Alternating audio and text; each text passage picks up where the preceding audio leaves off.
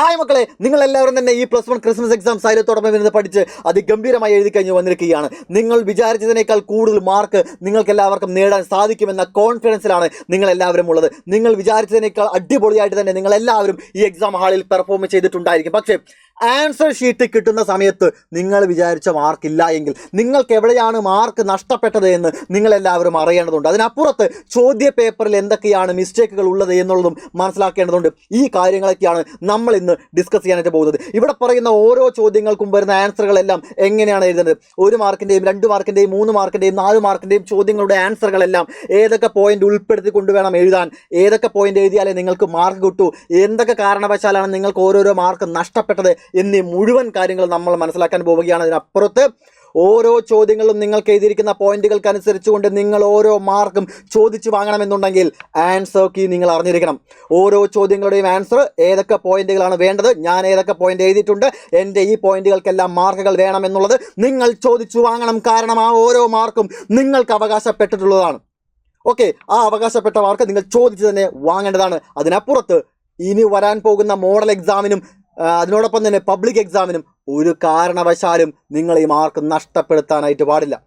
അപ്പോൾ എന്തൊക്കെ മാറ്റങ്ങളാണ് നിങ്ങൾ വരുത്തേണ്ടത്, എവിടേക്കാണ് നിങ്ങൾക്ക് മിസ്റ്റേക്ക് പറ്റിയിട്ടുള്ളത് എന്നീ മുഴുവൻ കാര്യങ്ങളും നമ്മൾ ഈ ഒരൊറ്റ വീഡിയോയിൽ മനസ്സിലാക്കാൻ പോവുകയാണ്. ഓരോരോ ചോദ്യങ്ങളോട്ട് കിടക്കാം, എൻ്റെ കൂടെ ഉണ്ടാവണം. വേഗം തന്നെ പറഞ്ഞു തീർക്കാം. ഓക്കെ, വേഗം, ഇത് പഠിപ്പിക്കലല്ല, ആൻസർ കീ ആണ്. വേഗം ഡിസ്കഷൻ മാത്രമാണ്. വേഗം പറഞ്ഞു പോകും. ഓക്കെ, നോക്കുക. ഒന്നാമത്തെ ചോദ്യം, ആദ്യത്തെ 5 ചോദ്യം എന്ന് പറയുന്നത് ഓരോരോ മാർക്കിന്റെ ചോദ്യമാണ്. അതിലേതെങ്കിലും 4 എഴുതിയാൽ മതി. 4 എഴുതി നിങ്ങൾക്ക് 4 മാർക്കാണ്. Okay, who discovered proton? ഇത് പലർക്കും ഡൗട്ടുള്ള ഒരു ചോദ്യമാണ്. പ്രോട്ടോൺ ഡിസ്കവർ ചെയ്ത് ആരെന്നുള്ളതാണ്. 2 ആൻസറുകളാണുള്ളത്, ഗോഡ്സിനും റൂദർഫോർഡും. പക്ഷേ അത് ക്ലാരിറ്റി തരാം. ഒരു ആറ്റത്തിനകത്ത് പോസിറ്റീവ്ലി ചാർജ്ഡ് പാർട്ടിക്കിൾ ഉണ്ട് എന്ന് ആദ്യം ഡിസ്കവർ ചെയ്യുന്നത് ഗോഡ്സീൻ ആണ്. അതിന് പ്രോട്ടോൺ എന്ന പേര് നൽകുന്നതാണ് റൂദർഫോർഡ്. അതുകൊണ്ട് നിങ്ങൾ ഗോഡ്സീൻ എന്ന് എഴുതിയാലും റൂദർഫോർഡ് എന്ന് എഴുതിയാലും നിങ്ങൾക്ക് മാർക്കാണ്. ഓക്കെ, ഗോഡ്സീൻ എന്നോ അല്ല റൂദർഫോർഡ് എന്നോ, നിങ്ങൾ ഇതിൽ ഏത് ആൻസർ എഴുതിയാലും നിങ്ങൾക്ക് ഒരു മാർക്കാണ്. ഇതിൽ ഏത് ആൻസർ എഴുതിയാലും നിങ്ങൾ ഒരു മാർക്ക് ചോദിച്ചു വാങ്ങിച്ചോണം. Then IUPAC name of an element with atomic number 1 2 3 1 2 3 atomic number, 100ന് മുകളിൽ അറ്റോമിക് നമ്പറുള്ള ഓരോ ആറ്റങ്ങളുടെ പേരെങ്ങനെ നമ്മൾ എഴുതുക? 1 എന്ന് പറഞ്ഞാൽ UN ആണ്, 2 എന്ന് പറഞ്ഞാൽ BI ആണ്, ദെൻ 3 എന്ന് പറഞ്ഞാൽ ട്രൈ ആണ്, അവസാനം UM എന്ന് പറഞ്ഞാൽ അല്ലേ അൺബിച്ചിയം എന്നാണ് എഴുതിയിരിക്കുന്നത്. അതാണ് എഴുതിയിരിക്കുന്നത്. നിങ്ങൾ ഉറപ്പായും ഒരു മാർക്ക് നിങ്ങൾ ചോദിച്ചു വാങ്ങിക്കുക. Structure of sp3 hybridisation structure എന്ന് പറഞ്ഞാൽ നമുക്ക് എല്ലാവർക്കും അറിയാം. അതെന്താണ്? ടെട്രാഹെഡ്രലാണ്. ഏതാണ്? ടെട്രാഹെഡ്രൽ. Ready? Are the hot coffee in a thermo flask is an example of dash system. 3 type സിസ്റ്റമാണ്. Open system, closed system, isolate system. ഒരു പാത്രത്തിൽ കുറച്ച് വെള്ളം വെച്ചിരിക്കുക എന്ന് പറഞ്ഞാൽ ഓപ്പൺ സിസ്റ്റം, അത് അടച്ചു വെച്ചിരിക്കുകയാണെങ്കിൽ ക്ലോസ്ഡ് സിസ്റ്റം. അതിനെ ഒരു ഫ്ലാസ്കിലോട്ട് മാറ്റിയാൽ അത് ഐസൊലേറ്റഡ് സിസ്റ്റം. ഏതാണ്? Isolated system. Isolated system. Then oxidation number of oxygen H2O2. H2O2 എന്ന് പറഞ്ഞാൽ ഹൈഡ്രജൻ പെറോക്സൈഡ് ആണ്. പെറോക്സൈഡുകളിലെല്ലാം ഓക്സിജന്റെ ചാർജ് -1 ആണ് നമ്മൾ പഠിച്ചിട്ടുണ്ട്. സാധാരണ ഓക്സിജന് -2 ആണ്.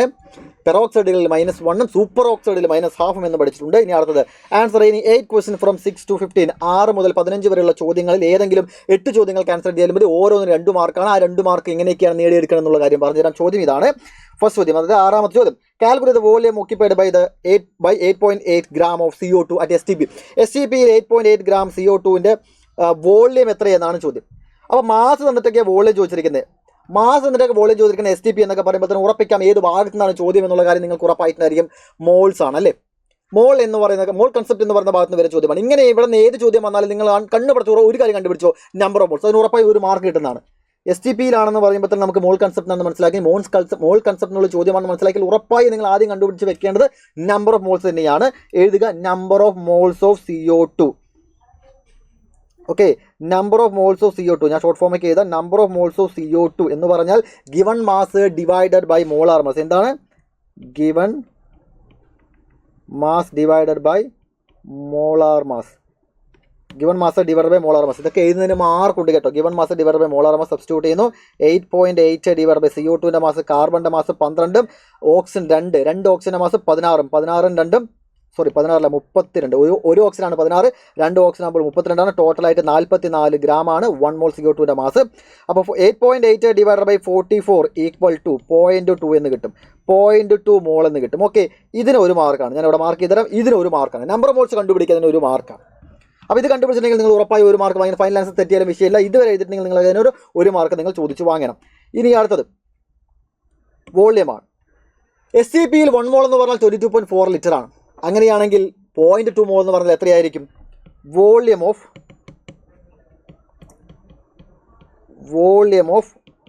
1 മോൾ CO2 എന്ന് പറഞ്ഞാൽ 22.4 ലിറ്ററാണ്. കാരണം STP കേട്ടോ, volume of CO2 at STP എന്നും കൂടെ നമുക്ക് കൊടുക്കാം. ബ്രാക്കറ്റിൽ വേണമെങ്കിൽ അറ്റ് STP എന്നും കൂടെ എഴുതാം. 22.4 ലിറ്ററാണ്. അപ്പോൾ ഒരു മോളിന് 20.4 ആണെങ്കിൽ 2 മോളിന് എത്രയായിരിക്കും? ഇതിൻ്റെ ഡബിൾ ആയിരിക്കും. നമുക്ക് വേണ്ടത് 0.2 ആണ്. Volume of 0.2 mole CO2 at STP.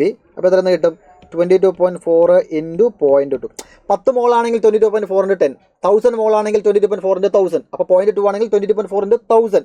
0.2 അത്രയും ലിറ്ററാണ്. അതായത് 4.48 ലിറ്റർ. ഇത് നിങ്ങൾ ആൻസർ ചെയ്തിട്ടുണ്ടെങ്കിൽ ഇതിന് നിങ്ങൾക്ക് എന്താണ്? 1 മാർക്കാണ്. റെഡി? ഇങ്ങനെയാണ് 2 മാർക്ക് കിട്ടുക. അല്ലാതെ ഫൈനൽ ആൻസർ മാത്രം ശരിയായി 2 മാർക്ക് തരികയല്ല. ഇതിന് 1 മാർക്ക്, ഇതിന് 1 മാർക്ക്. അപ്പോൾ എന്തൊക്കെയാണ് വേണ്ടതെന്ന് മനസ്സിലായോ? ഇത് മാത്രം എഴുതിയവർക്ക് ഫുൾ മാർക്കും കിട്ടത്തില്ല. ഇത് ഒരുമിച്ച് ഡയറക്റ്റായിട്ട് നിങ്ങൾ എഴുതുകയാണെങ്കിൽ കുഴപ്പമില്ല. ഓക്കെ, ഇനി what are the limitations of Bohr model? Bohr മോഡലിലെ ലിമിറ്റേഷനാണ് എഴുതാൻ പറയുന്നത്. 2 മാർക്കിൻ്റെ ചോദ്യമാണെന്നുണ്ടെങ്കിൽ മക്കളെ ഒന്നും നോക്കാനില്ല, 2 പോയിന്റ് എഴുതി വെച്ചാൽ മതി. ബോർ മോഡലിലെ ലിമിറ്റേഷൻ ഇവിടെ കൊടുക്കുന്നുണ്ട്, വായിക്കാൻ നിൽക്കുന്നില്ല, ലെങ്ത് ആയി പോകും, വീഡിയോ ലെങ്ത് ആക്കാൻ ഞാൻ താല്പര്യപ്പെടുന്നില്ല. അപ്പോൾ ഇവിടെ ഇതൊക്കെ നമ്മൾ നേരത്തെ പഠിച്ചിട്ടുള്ള കാര്യമാണ്, നമുക്ക് എല്ലാവർക്കും അറിയാവുന്ന കാര്യം തന്നെയാണ്. ഈ പോയിന്റുകളിൽ ഏതെങ്കിലും 2 നിങ്ങൾ എഴുതിയിട്ടുണ്ടോ? നിങ്ങൾക്ക് ഉറപ്പായും 2 മാർക്ക് ലഭിക്കും. State Mendeleev and modern periodic law. Mendeleev periodic ലോയും പറയണം, മോഡേൺ പീരിയോഡിക് ലോയും പറയണം. എന്താണത്? ഒന്ന് മാസിൻ്റെ അടിസ്ഥാനത്തിൽ, അറ്റോമിക് മാസിൻ്റെ അടിസ്ഥാനത്തിലാണ് പറയുന്നത് മെൻഡലീഫ്. അറ്റോമിക് നമ്പറിൻ്റെ അടിസ്ഥാനത്തിലാണ് മോഡേൺ പീരിയോഡിക് ടേബിൾ പറയുന്നത്.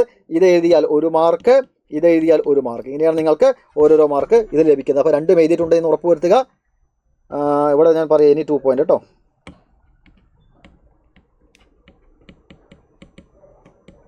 ഏതെങ്കിലും 2 പോയിന്റ് എടുത്തെങ്കിൽ നിങ്ങൾക്ക് 2 മാർക്ക് കിട്ടും. ഇവിടെ ഓരോന്ന്, ഇതൊരു മാർക്ക്, ഇതൊരു മാർക്ക്.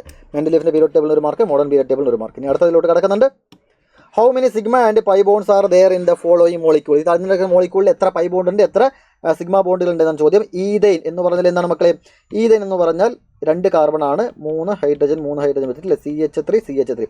അതിന് സ്ട്രക്ചർ വരയ്ക്കുന്നുണ്ട്.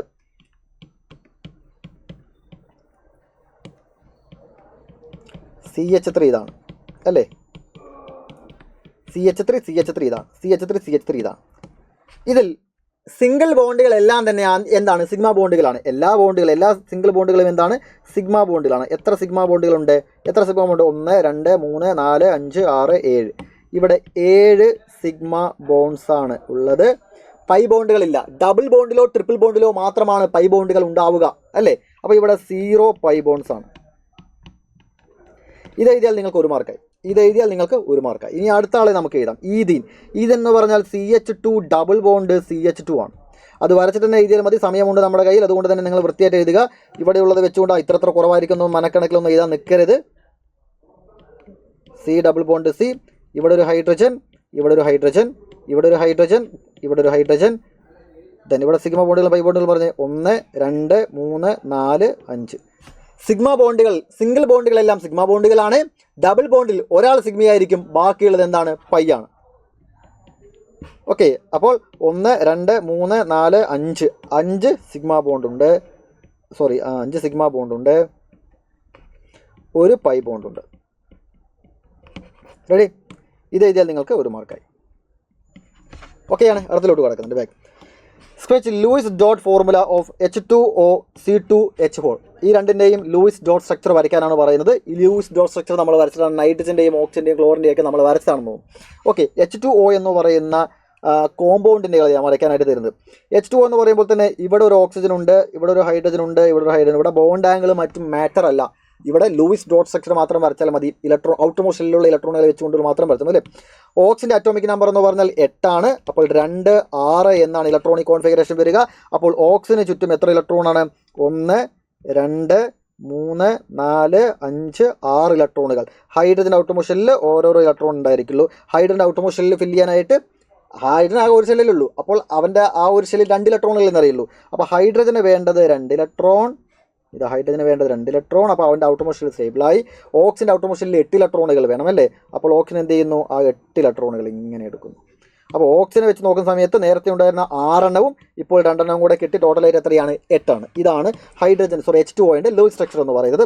ഇതിങ്ങനെ വരച്ചിട്ടുണ്ടെങ്കിൽ നിങ്ങൾക്ക് 1 മാർക്കാണ്. കൃത്യമായി വരയ്ക്കുക. ഓരോന്നിലും എത്ര ഇലക്ട്രോൺ ഉണ്ടെന്ന് വ്യക്തമായിട്ട് മനസ്സിലാക്കുക. ഇനി അടുത്ത് C2H4 എന്ന് പറയുമ്പോൾ തന്നെ നിങ്ങൾ 2 കാർബൺ അല്ലേ, ഇവിടെ ഒരു കാർബൺ ഇവിടെ ഒരു കാർബൺ, അപ്പോൾ 2 കാർബണായി. കാർബണിൻ്റെ ഔട്ടർ മോസ്റ്റ് ഷെല്ലിൽ എത്ര ഇലക്ട്രോണുകളാണ് നോക്കണേ. C2H4 എന്ന് പറയുമ്പോൾ ഇവിടെ ഒരു ഹൈഡ്രജൻ വരണം, ഇവിടെ ഒരു ഹൈഡ്രജൻ വരണം, ഇവിടെ ഒരു ഡോട്ട്, ഇവിടെ ഒരു ഡോട്ട്. ഇങ്ങനെയാണ് കാർബൺ ഉണ്ടായിരിക്കുക. ദെൻ ഹൈഡ്രജൻ്റെ ഇലക്ട്രോൺ, ഹൈഡ്രജൻ ഒരു ഇലക്ട്രോൺ വെച്ചുകൊണ്ടായിരിക്കും, ഹൈഡ്രജൻ ഇവിടെ ഒരു ഇലക്ട്രോൺ വെച്ചുകൊണ്ട് ഇങ്ങനെ നിൽക്കുന്നുണ്ടാവും. ഹൈഡ്രജൻ്റെ കേസ് നമുക്ക് വരയ്ക്കാം. ഹൈഡ്രജൻ്റെ ഔട്ടർ മോസ്റ്റിൽ 2 ഇലക്ട്രോൺ വേണം. അങ്ങനെ ഓരോന്ന് 2 ഇലക്ട്രോൺ വെച്ചുകൊണ്ട് ആദ്യം വരയ്ക്കുക. ഹൈഡ്രജൻ്റെ കേസ് നമ്മൾ വരച്ചു. ഇനി കാർബണിൻ്റെ ഇലക്ട്രോൺ നോക്കുക. കാർബണിൻ്റെ ഔട്ടർ മോസ്റ്റിൽ 8 ഇലക്ട്രോണുകൾ വരണം. ഓൾറെഡി 1 2 3 4 എണ്ണം ഈ കാർബണിന് ചുറ്റുമുണ്ട്. ഇപ്പോൾ ഹൈഡ്രജൻ ഒന്ന് കിട്ടി 5, ഇവിടെ ഒന്ന് കിട്ടി 6. അപ്പോൾ ഇവിടെ നിന്ന് മാത്രം 6 എണ്ണമായി. ഇനി 2 എണ്ണം വേണം, അത് അപ്പുറത്തെ കാർബണിനാണ്. അപ്പോൾ എങ്ങനെയാണ് വരിക? ഇങ്ങനെയാണ് വരിക.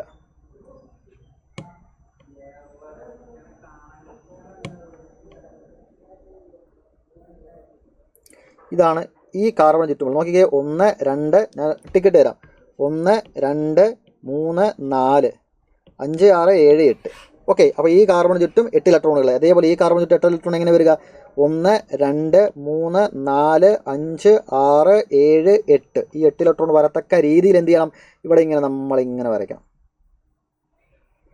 റെഡി ക്ലിയർ ആയിട്ട് മനസ്സിലായിട്ടെങ്കിൽ എല്ലാവരും കമൻറ്റ് ബോക്സിൽ അത് പറയേണ്ടതാണ്. അപ്പോൾ ഇങ്ങനെ ഇത് എഴുതിയിട്ടുണ്ടെങ്കിൽ നിങ്ങൾക്ക് ഉറപ്പായും ഇവിടെ എന്ത് ചെയ്യാം? ഇവിടെ 1 മാർക്ക് നിങ്ങൾക്ക് ചോദിച്ചു വാങ്ങിക്കാം. ഓക്കെ, അടുത്തിലോട്ട് കിടക്കുന്നുണ്ട്. ഒരു ചോദ്യം ഇതാണ്: define extensive property and intensive property. Extensive property intensive പ്രോപ്പർട്ടിയും എന്താണെന്ന് എഴുതി കൊടുത്താൽ മാത്രം മതിയാവും. ഇവിടെ എന്ത് വേണ്ടി വരില്ല? ഇവിടെ എക്സാമ്പിൾ വേണ്ടി വരില്ല. എക്സാമ്പിൾ വേണമെന്നുണ്ടെങ്കിൽ തീർച്ചയായും എക്സാമ്പിൾ വേണം എന്നുള്ള കാര്യം ഇവിടെ പറയും. ഗിവ് 1 എക്സാമ്പിൾ ഫോർ ഈച്ച് എന്ന് പറഞ്ഞ ചോദ്യം ഉണ്ടായിരിക്കും. ഇവിടെ എക്സാമ്പിളുകൾ വേണമെന്ന് പറയാത്തതുകൊണ്ട് എക്സാമ്പിൾ എഴുതാത്തതിന് മാർക്ക് പിടിക്കാൻ പാടില്ല. ചോദ്യത്തിൽ എക്സാമ്പിൾ പറഞ്ഞിട്ടില്ല. മറ്റു ചോദ്യങ്ങളിലെല്ലാം പറയുന്നുണ്ട് എക്സാമ്പിൾ എഴുതണമെന്ന് പ്രത്യേകം പറയുന്നുണ്ട്. ആ ചോദ്യങ്ങൾ കാണിച്ചു തരാം. ഈ ചോദ്യത്തിൽ എക്സാമ്പിൾ എഴുതാൻ പറഞ്ഞിട്ടില്ല. അതിനാൽ തന്നെ ഇവിടെ എക്സാമ്പിൾ എഴുതിയാൽ നല്ലത്, എഴുതാത്തത് കൊണ്ട് മാർക്ക് പിടിക്കാൻ പാടില്ല എന്നാണ് പറയുന്നത്. ഓക്കെ, അപ്പോൾ എക്സ്റ്റൻസീവ് പ്രോപ്പർട്ടിയും ഇൻറ്റൻസീവ് പ്രോപ്പർട്ടി എന്താണെന്നുള്ളത് വൃത്തിയായിട്ട് ഇവിടെ കൊടുത്തിട്ടുണ്ട്. അതിൻ്റെ എക്സാമ്പിൾ ഇവിടെ കൊടുത്തിട്ടുണ്ട്. മക്കളെല്ലാവരും നോക്കുക. ഇങ്ങനെ എഴുതിയിട്ടുണ്ടെങ്കിൽ നിങ്ങൾക്ക് എല്ലാവർക്കും ഇവിടെ 1 മാർക്കും ഇതിലൊരു മാർക്കും കിട്ടും. എക്സാമ്പിൾ എഴുതിയില്ലെങ്കിലും നിങ്ങൾക്കിത് മാർക്ക് കിട്ടും. കാരണം ഇവിടെ എക്സാമ്പിൾ എഴുതാൻ പറഞ്ഞിട്ടില്ല. അടുത്ത ചോദ്യത്തിൽ പറഞ്ഞിട്ടുണ്ട്. നോക്കിക്കേ, state Lewis concept of acid and bases. ആസിഡിൻ്റെ ബേസിന് ലൂയിസ് കൺസെപ്റ്റ് എന്താണെന്ന് ചോദിക്കുന്നു. Give 1 example each. ലൂയിസ് ആസിഡിനെയും ലൂയിസ് ബേസിനെയും ഓരോ എക്സാമ്പിൾ എഴുതാനും പറഞ്ഞിട്ടുണ്ട്. അതല്ല ഞാൻ അവിടെ എഴുതി കൊടുത്തു. നമുക്ക് എല്ലാവർക്കും അറിയാം ഇലക്ട്രോൺ പെയർ അക്സെപ്റ്ററും ഇലക്ട്രോൺ പെയർ ഡോണറുമാണ് അല്ലേ. ഇലക്ട്രോൺ പെയർ ഡോണറിനെയാണ് നമ്മൾ പറയുക ലൂയിസ് ബേസ് എന്ന്. അതിന് എക്സാമ്പിൾ ഇവിടെ കൊടുത്തിട്ടുണ്ട്. ഇലക്ട്രോൺ പെയറിനെ അക്സെപ്റ്റ് ചെയ്യുന്നതാണ് ലൂയിസ് ആസിഡ് എന്ന് പറയുന്നത്. അതിന് എക്സാമ്പിൾ ഇവിടെ കൊടുത്തിട്ടുണ്ട്. അപ്പോൾ എക്സാമ്പിൾ നിർബന്ധമായും വേണം. ഓരോന്നിനും 2 1 എക്സാമ്പിളെ പറഞ്ഞിട്ടുള്ളൂ. ഓരോന്നിനും ഓരോരോ എക്സാമ്പിൾ എഴുതിയാൽ മതിയാവും. നിങ്ങൾക്ക് എല്ലാവർക്കും എക്സാമ്പിൾ അറിയാം. അതല്ല ഞാൻ നേരത്തെ പറഞ്ഞിട്ടുള്ള കാര്യം തന്നെയാണ്. ഓക്കെ, ഇതിങ്ങനെ എഴുതിയിട്ടുണ്ടെങ്കിൽ നിങ്ങൾക്ക് ഇവിടെ 2 മാർക്ക് കിട്ടും. എക്സാമ്പിളും എഴുതിയാൽ മാത്രമേ ഇവിടെ മാർക്ക് കിട്ടൂ, മാർക്ക് തരാൻ പാടൂ. Then what are buffer solutions? എന്താണ് buffer solution? Give 1 example. Acidic ബഫറുമുണ്ട്, ബേസിക് ബഫറുമുണ്ട്. രണ്ടിനും ഓരോ എക്സാമ്പിൾ. രണ്ടിനകത്ത് ഏതെങ്കിലും ഒരു എക്സാമ്പിൾ എഴുതിയാലും മതി. അസിഡിക് ബഫറിന് എക്സാമ്പിൾ എഴുതാൻ പറഞ്ഞിട്ടില്ല, ബേസിക് ബഫറിന് എക്സാമ്പിൾ എഴുതാൻ പറഞ്ഞിട്ടില്ല. ഏതെങ്കിലും ഒന്ന് എഴുതിയാലും മതിയാവും. നമുക്ക് 2 എണ്ണവും അറിയാവുന്ന കാര്യമാണ്. നമുക്ക് 2 കാര്യം അറിയാം. ഒരു വീക്ക് ആസിഡിൽ എന്ത് ചേർക്കുക? നമ്മൾ പഠിച്ചിരിക്കുന്ന സാധനം ഏതൊക്കെയാണ്? CH3 COOH എന്ന് പറയുന്നതിൽ CH3 COONA ചേർത്താൽ ഇതൊരു അസിഡിക് ബഫറാണ്. അതേപോലെ NH4OHൽ നമ്മൾ NH4Cl ചേർക്കുക. റെഡി? ഇതൊരു ബേസിക് ബഫറാണ്. ബഫർ സൊല്യൂഷൻ എന്ന് പറഞ്ഞാൽ എന്താണ്? എഴുതിയിട്ടുണ്ട്, വായിച്ച് നോക്കുക. വലിയ ഞാൻ പഠിപ്പിക്കാനല്ല വന്നിരിക്കുന്ന പ്രത്യേകം എടുത്ത് പറയുക. ഞാൻ അതിലോട്ട് കിടക്കുന്നില്ല. ഓക്കെ, അടുത്ത ചോദ്യത്തിലോട്ട് കിടക്കുന്നുണ്ട്. Write the chemical formula of the following compound. ഇവിടെ തന്നിരിക്കുന്നത് സ്റ്റോക്ക് നൊട്ടേഷൻ ആണ് അല്ലേ. കാറ്റയോണിൻ്റെ ചാർജ് സ്ക്വയർ ബ്രാക്കറ്റിനകത്ത് റോമൻ ലെറ്ററിൽ എഴുതിയിട്ടുണ്ടെങ്കിൽ അതെന്താണ്? സ്റ്റോക്ക് നൊട്ടേഷൻ ആണ്. അതിൻ്റെ കെമിക്കൽ ഫോർമുല എഴുതാനാണ് പറയുന്നത്. വളരെ ഈസി കെമിക്കൽ ഫോർമുല എഴുതാം. ഇവരുടെ സിമ്പിൾ അറിഞ്ഞിരിക്കണം. ക്വസ്റ്റ്യൻ എഴുതുന്നുണ്ട്. ടിൻ ഓക്സൈഡ് എന്ന് പറയുമ്പോൾ ടിന്ന് SN ആണ്, ഓക്സൈഡ് എന്ന് പറയുമ്പോൾ O ആണ്, SNO ആണ്. അത് നമുക്കറിയാം. ഓക്സിജൻ്റെ ചാർജ് -2 ആണ്, ടിൻ്റെ ചാർജ് +4 ആണെന്ന് തന്നിട്ടുണ്ട്. എങ്ങനെയാണ് +4 എന്ന് മനസ്സിലായതാ? റോമൻ ലെറ്ററിൽ എഴുതിയിട്ടുണ്ട് കേട്ടോ. അപ്പോൾ 4 ആണെന്ന് മനസ്സിലായി. നോക്കുക, കാറ്റയോണിൻ്റെ ചാർജും ആനോണിൻ്റെ ചാർജും ഈക്വൽ ആയിരിക്കണം. ഇവിടെ +4 ആണെങ്കിൽ ഇവിടെ -4 ആയിരിക്കണം. രണ്ടുപേരും ചാർജ് ഈക്വൽ ആയാലും അത് മാത്രം ന്യൂട്രലായിട്ട് മാറുള്ളൂ. രണ്ടുപേരും ചാർജ് ഈക്വൽ ആയാലും മാത്രമേ അത് ന്യൂട്രലായിട്ട് മാറുള്ളൂ. പ്ലസ് ചാർജ് 4 എണ്ണമുണ്ട്, മൈനസ് ചാർജ് 2 എണ്ണമേ ഉള്ളൂ. അതെങ്ങനെയാണ് ശരിയാവുക? അപ്പോൾ നേരെ ഓക്സിജൻ 2 എണ്ണം എടുത്താൽ പോലെ O 2 എണ്ണം എടുക്കുകയാണെങ്കിലോ ഒരു ഓക്സിജൻ ചാർജ് -2, 2 ഓക്സിജൻ ആകുമ്പോൾ -4 ആയിരിക്കും. അപ്പോൾ ഇത് +4 -4 എന്തായി 0 ആയി. അപ്പോൾ SnO2 എന്ന് പറയുന്നതാണ് അതിൻ്റെ ആൻസർ എന്ന് പറയുന്നത്. അതിന് 1 മാർക്ക് ആയിക്കോട്ടോ. ഇനി അടുത്തത് ബി ക്വസ്റ്റ്യൻ എന്ന് പറഞ്ഞാൽ അയൺ 3 സൾഫേറ്റ് ആണ്. അയൺ 3 സൾഫേറ്റ് എന്ന് പറഞ്ഞാൽ അയൺ Fe ആണ്. അവൻ്റെ ചാർജ് പറയുന്നുണ്ട് 3+ ആണ്. സൾഫേറ്റ് എന്ന് പറഞ്ഞാൽ SO4 ആണ്. SO4 ഓയുടെ ചാർജ് അല്ല, SO4ൻ്റെ ചാർജ്, സൾഫേറ്റിൻ്റെ ചാർജ് എന്ന് പറഞ്ഞാൽ 2- ആണ്. അപ്പോൾ ഇവിടെ +3യും ഇവിടെ 2- ഇത് രണ്ടുപേരും എങ്ങനെ ഈക്വൽ ആക്കുക? പോസിറ്റീവ് ചാർജിൻ്റെ എണ്ണവും മൈനസ് ചാർജിൻ്റെ എണ്ണവും എങ്ങനെ ഈക്വൽ ആക്കുക? ഇവിടെ 3 ആണ്, അവിടെ 2 ആണ്. ഒന്ന് നോക്കി എങ്ങനെയായിരിക്കും ഈക്വൽ ആക്കാൻ പറ്റുക എന്നുള്ളത്. ഇവിടെയുള്ളതിനെ × 2 ചെയ്താൽ +6 ആയില്ലേ, ഇവിടെയുള്ളതിനെ × 3 ചെയ്താൽ -6 ആയില്ലേ. എത്ര പ്ലസ് ഉണ്ടോ അത്ര മൈനസ് ആക്കുക. അതായത് 3+ ചാർജുള്ള Feകളെ നിങ്ങൾ എത്ര എണ്ണം എടുക്കുന്നു? 3 എണ്ണം എടുക്കുന്നു. അപ്പോൾ എത്ര ടോട്ടൽ ചാർജായി? 2 എണ്ണം എടുക്കുന്നു. പ്ലസ് ചാർജുള്ള Fe 2 എണ്ണം എടുത്താൽ പോസിറ്റീവ് ചാർജ് എത്ര എണ്ണമായി? 6 ആയി. പോസിറ്റീവ് 6 ആയി. അതേപോലെ SO4ൻ്റെ ചാർജ് 2- ആണ്. അങ്ങനെയുള്ള 3 ആൾക്കാരെ എടുക്കുന്നു. SO4 3 എണ്ണം എടുക്കുക. അപ്പോൾ -2 ചാർജുള്ള 3 ആൾക്കാരെ എടുത്താൽ -6ഉം +3 ചാർജുള്ള 2 ആളെ എടുത്താൽ +6ഉമാണ് കേട്ടോ. അപ്പോൾ +6 മൈനസ് ആയില്ലേ. Feയുടെ ചാർജ് എത്ര? +6. SO3കളുടെ ചാർജ് എത്ര? -6.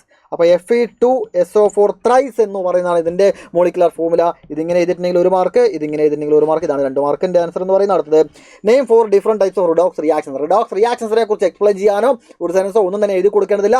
ജസ്റ്റ് ഹെഡിങ് മാത്രം മതിയാവും. നമ്മൾ പഠിച്ചിട്ടുണ്ട് C�DD എന്ന്. C�DD അല്ലേ? C വെച്ചുകൊണ്ട് ഓരോ ആളും ബാക്കി 3 ഡിയുമാണ്. C�DD എന്ന പേരിൽ ഓർത്തിട്ടുണ്ട് നമ്മൾ. Combination reaction, decomposition reaction, displacement reaction, disproportional reaction, ഇങ്ങനെ 4 എണ്ണമാണ്. സെറ്റായിട്ട് ഈ ഹെഡിങ് മാത്രം എഴുതിയിട്ടുണ്ടെങ്കിൽ നിങ്ങൾക്ക് 2 മാർക്കാണ്. ഈ 4 എണ്ണം എഴുതിയിട്ടുണ്ടെങ്കിൽ നിങ്ങൾക്ക് 2 മാർക്കാണ്. അടുത്തിലോട്ട് കിടക്കുന്നുണ്ട്. ഓക്കെ, അടുത്ത ചോദ്യം ഇതാണ്. Define limit and reagent. മാത്രമല്ല 16 മുതൽ 26 വരെയുള്ള ചോദ്യങ്ങളിൽ ഏതെങ്കിലും 8 എണ്ണം മാത്രം എഴുതിയാലും മതി. ഓരോന്നിനും 3 മാർക്കാണ്. ഈ 3 മാർക്കിൻ്റെ ചോദ്യങ്ങൾക്ക് എവിടെയൊക്കെ എങ്ങനെയൊക്കെയാണ് 3 മാർക്ക് കിട്ടുക എന്ന് വ്യക്തമായി നിങ്ങൾ മനസ്സിലാക്കണം. കാരണം അടുത്ത എക്സാമിന് ഈ പോയിന്റുകളൊന്നും ഒരു കാരണവശാലും നിങ്ങൾ വിട്ടുകളയാനായിട്ട് പാടില്ല. Define limiting reagent. എന്താണ് ലിമിറ്റിംഗ് റിയേജന്റ് എന്നുള്ള ഡെഫിനിഷൻ മാത്രം മതിയാവും. അത് എഴുതി കൊടുത്താൽ നിങ്ങൾക്ക് അതിനൊരു മാർക്കായി. 1 മാർക്കാണ് അവിടെ പറയുന്നത്. Okay, 1 mark. ഇനി അടുത്ത് 4 gram of hydrogen reacts with 64 gram of oxygen to give water. 64 gram ഓക്സിജനും 4 gram ഹൈഡ്രജനും കൂടെ റിയാക്ട് ചെയ്ത് വാട്ടർ ഉണ്ടാകുന്നു. Identify limit and reagent. ഇതിലേതാണ് ലിമിറ്റ് ആൻഡ് റിയേജന്റ് ചോദിച്ചിട്ടുള്ളൂ.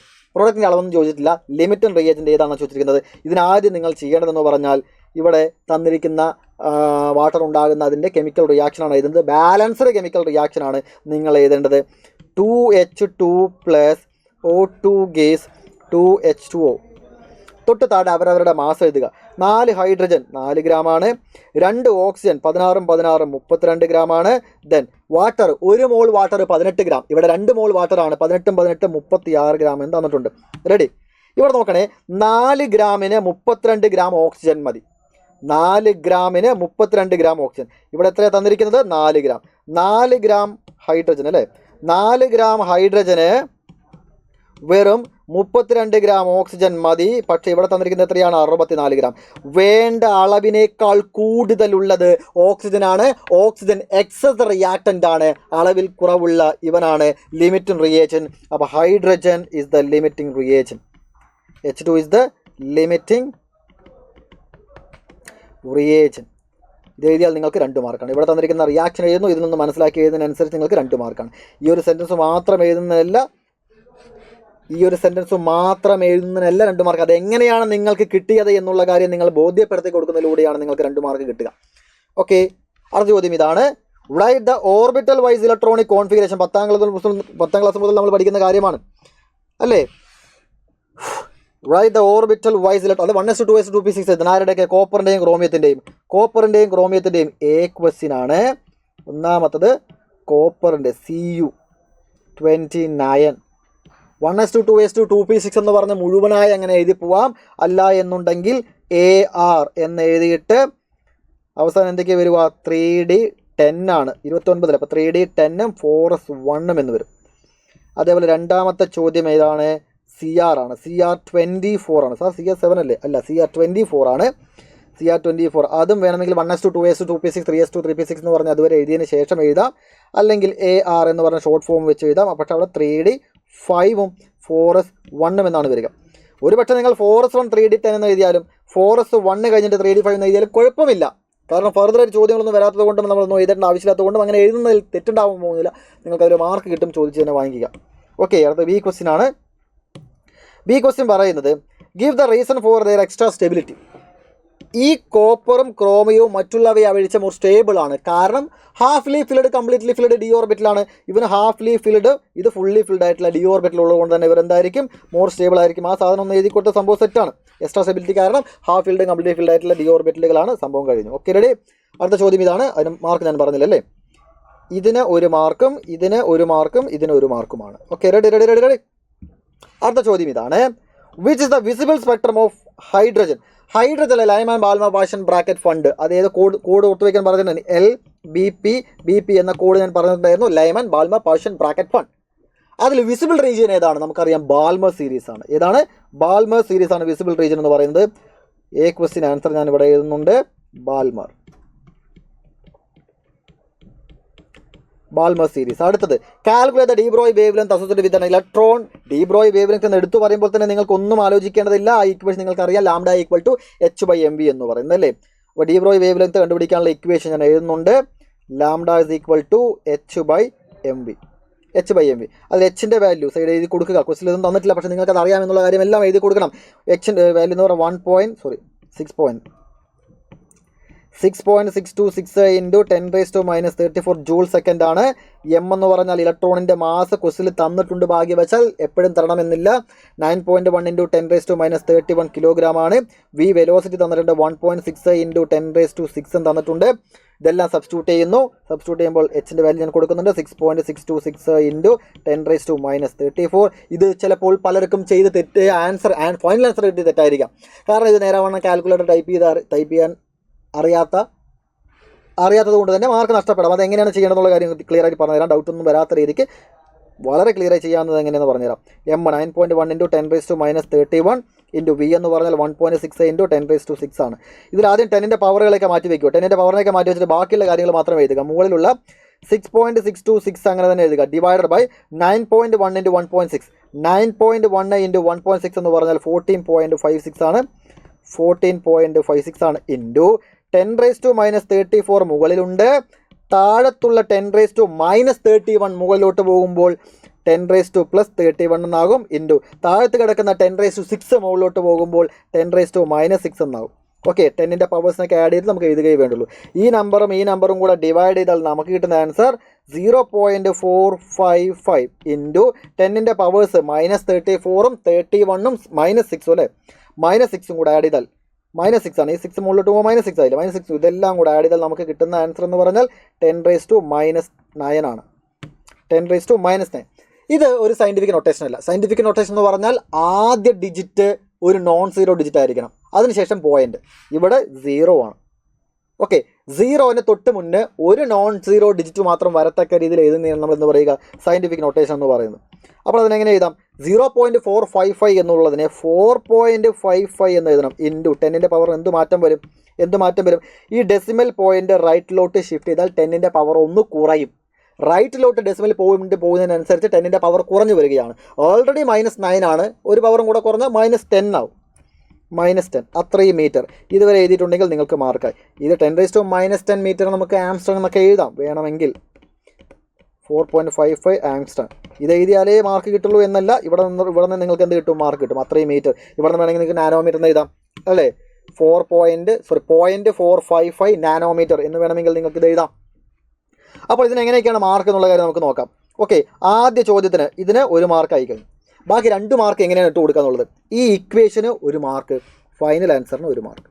ഈ ഫൈനൽ ആൻസറിൽ ഇതിലേത് വേണമെങ്കിൽ വരാം കേട്ടോ. ഇതിലേത് വേണമെങ്കിൽ എഴുതാം. ഓക്കെ, അപ്പോൾ ഇങ്ങനെയാണ് ഈ 3 മാർക്ക് കിട്ടുന്നത്. ഇതിങ്ങനെ തന്നെയാണെങ്കിൽ ചോദിച്ചു വാങ്ങിക്കുക. ഇതിങ്ങനെയല്ല എന്നുണ്ടെങ്കിൽ മാർക്ക് നഷ്ടപ്പെട്ടതിൻ്റെ കാര്യം വ്യക്തമായിട്ട് മനസ്സിലാക്കുക. Chlorine has more electron gain enthalpy than fluorine. Chlorine has more electron gain enthalpy than fluorine. Why? ഫ്ലൂറിൻ്റെ കേസ് എടുക്കുകയാണെങ്കിൽ ഫ്ലൂറിൻ്റെ സൈസ് വളരെ ചെറുതാണ്. ഇലക്ട്രോൺ റിപ്പൽസിനൊക്കെ വളരെ കൂടുതലായിരിക്കും. അതുകൊണ്ട് തന്നെ തന്നെയാണ് അതിന് ആൻസർ എന്ന് പറയുന്നത്. റീസൺ മാത്രം എഴുതി കൊടുത്താൽ മാത്രം മതിയാവും. ഓക്കെ, റീസൺ മാത്രം എഴുതി കൊടുക്കുക. അതിന് നിങ്ങൾക്ക് 1 മാർക്കാണ്. കാരണം A, B, C എന്ന് പറയുന്ന 3 ക്വസ്റ്റൻ ഉള്ളത് കൊണ്ട് ഓരോന്നിനും ഓരോരോ ആൻസറാണ്. ഇവിടെ റീസൺ എഴുതിയിട്ടുണ്ട്. ഒന്ന് വായിച്ച് നോക്കുക. അടുത്ത ചോദ്യത്തിലോട്ട് കിടക്കുന്നുണ്ട്. What is meant by isoelectronic species? Isoelectronic species എന്ന് പറഞ്ഞാൽ ഇലക്ട്രോണുകളുടെ എണ്ണം സെയിം ആയിട്ടുള്ള ഇതിനാണ് ഐസോ ഇലക്ട്രോണിക് സ്പീഷീസ് എന്ന് പറയുന്നത്. ഇവിടെ തന്നിരിക്കുന്ന ഓരോരുത്തരുടെയും ഇലക്ട്രോണുകളുടെ എണ്ണം നമുക്ക് നോക്കാം. N എന്ന് പറഞ്ഞാൽ നൈട്രജൻ്റെ കേസ് എടുക്കുകയാണെങ്കിൽ അവൻ്റെ അറ്റോമിക് നമ്പർ 7 ആണ്. അതിനകത്ത് 7 ഇലക്ട്രോണുകൾ ഉണ്ടായിരിക്കും. N മൈനസ് എന്ന് പറഞ്ഞാൽ ഒരു ഇലക്ട്രോണിനെ വാങ്ങിച്ച് നിൽക്കുകയാണ്. അപ്പോൾ ഇലക്ട്രോണുകളുടെ എണ്ണം 8 ആണ്. ഇവിടെ 8 ഇലക്ട്രോൺ ഉണ്ടായിരിക്കുക. അതുപോലെ തന്നെ അടുത്തത് O2 മൈനസ്, ഓക്സിൻ്റെ അറ്റോമിക് നമ്പർ 8 ആണ്. അപ്പോൾ ഓൾറെഡി അതിനകത്ത് 8 ഇലക്ട്രോണുകളുണ്ട്. 2 മൈനസ് എന്ന് പറഞ്ഞാൽ 2 ഇലക്ട്രോണും കൂടെ വാങ്ങിച്ചിരിക്കുകയാണ്. എക്സ്ട്രാ 2 ഇലക്ട്രോണും കൂടെ വാങ്ങിച്ചിരിക്കുകയാണ്. അതുകൊണ്ടാണ് നെഗറ്റീവ് ചാർജ്. അല്ലാതെ 2 മൈനസ് എന്ന് പറഞ്ഞാൽ 2 ഇലക്ട്രോൺ നഷ്ടപ്പെട്ട 2 മൈനസ് അതല്ല. 2 ഇലക്ട്രോണിനെ വാങ്ങിച്ച് വെച്ചത് കൊണ്ടാണ് 2 മൈനസ് ചാർജ് വന്നിരിക്കുന്നത്. അപ്പോൾ ഓൾറെഡി 8 ഇലക്ട്രോണും 2 ഇലക്ട്രോണും വരികയും ചെയ്തപ്പോൾ അവിടെയുള്ള ആകെ ഇലക്ട്രോണുകളുടെ എണ്ണം 10 ആണ്. Okay, aluminium 2+. അലുമിനിയം 2+, സാധാരണ 3+ ഉണ്ടാവുള്ളൂ. എങ്കിൽ ഇവിടെ തന്നിരിക്കുന്ന അനുസരിച്ച് Al 2+ എത്രയാണെന്ന് നോക്കാം. അലുമിനിയം അറ്റോമിക് നമ്പർ 13 ആണ്. അതിനകത്ത് ഇലക്ട്രോണുകളുടെ എണ്ണം 13 ആണ്. 2+ എന്ന് പറഞ്ഞ 2 ഇലക്ട്രോണിനെ വിട്ടുകൊടുത്തതാണ്. 13ൽ നിന്ന് 2 ഇലക്ട്രോണുകൾ പോയാൽ ബാക്കി 11 ഇലക്ട്രോണുകളാണ്. ഇനി അടുത്തത് മെഗ്നീഷ്യം എന്ന് പറഞ്ഞാൽ 12 ആണ് അറ്റോമിക് നമ്പർ. 12 ഇലക്ട്രോണുകളാണ്. 2+ എന്ന് പറയുമ്പോൾ 2 ഇലക്ട്രോണിനെ വിട്ടുകൊടുത്തു. അപ്പോൾ ടോട്ടലായിട്ട് ഇപ്പോൾ അതിനകത്ത് 10 ഇലക്ട്രോണുകളാണ്. ക്ലോറിൻ്റെ അറ്റോമിക് നമ്പർ എന്ന് പറഞ്ഞാൽ 17 ആണ്. ഒരു ഇലക്ട്രോണിനും കൂടെ വാങ്ങിച്ചാൽ ഇലക്ട്രോണുകളുടെ എണ്ണം 18 ആണ്. സോഡിയത്തിൻ്റെ അറ്റോമിക് നമ്പർ 11 ആണ്. പ്ലസ് ചാർജും കൂടി ഉണ്ട്. അതിനർത്ഥം ഒരു ഇലക്ട്രോണിനെ വിട്ടുകൊടുത്തിരിക്കുന്നു. 11ൽ നിന്ന് ഒരു ഇലക്ട്രോൺ പോയാൽ ബാക്കി 10 ആണ്. ദെൻ ഫ്ലൂറിൻ്റെ അറ്റോമിക് നമ്പർ 9 ആണ്. ഒരു ഇലക്ട്രോണും കൂടെ വാങ്ങിച്ചത് കൊണ്ടാണ് മൈനസ് ചാർജ്. അപ്പോൾ അവിടെയുള്ള ഇലക്ട്രോണിനും 10 ആണ്. റെഡി? അപ്പോൾ 10 ഇലക്ട്രോണുകൾ വരുന്ന ഇവർ മാത്രമാണ് ഐസോ ഇലക്ട്രോണിക് സ്പീഷീസ് എഴുതാം നമുക്ക്. ഓക്കെ, ഏതൊക്കെയാണ് ആൻസർ എന്ന് പറയുന്നത്? ആൻസർ ഞാനിപ്പോൾ യെല്ലോ കളർ മാർക്ക് ചെയ്തതാണ്, ഞാൻ എടുത്ത് എഴുതുന്നതില്ല. ഈ യെല്ലോ കളറിൽ മാർക്ക് ചെയ്താണ് ആൻസർ എന്ന് പറയുന്നത്. അതിന് നിങ്ങൾക്ക് 1 മാർക്കാണ്. അപ്പോൾ ഇതിനൊരു മാർക്ക്, ഇതിനൊരു മാർക്ക്, ഇതിനൊരു മാർക്ക്, ഇതിനൊരു മാർക്ക്. സോറി, ഈ 3 ചോദ്യങ്ങൾക്ക് ഓരോ മാർക്ക്. സെറ്റായിട്ട് എഴുതിയിട്ടുണ്ടെങ്കിൽ നിങ്ങൾക്ക് 3 മാർക്ക് നിങ്ങൾ ചോദിച്ച് വായിക്കാം. അടുത്ത ഇതാണ് define bond odd. Bond odd എന്ന് പറഞ്ഞാൽ 2 എലമെൻറ്റുകൾക്കിടയിലുള്ള ബോണ്ടുകളുടെ എണ്ണത്തെയാണ് നമ്മൾ എന്ന് പറയുന്നത് ബോണ്ട് ഓർഡർ എന്ന് പറയുന്നത്. വലിയ സീനുള്ള കാര്യമൊന്നുമല്ല. ഓക്കെ, അടുത്തത് ഇവിടെയാണ് ഈ ക്വസ്റ്റിലാണ് തെറ്റുണ്ടെന്ന് ഞാൻ തുടക്കത്തിൽ പറഞ്ഞത്.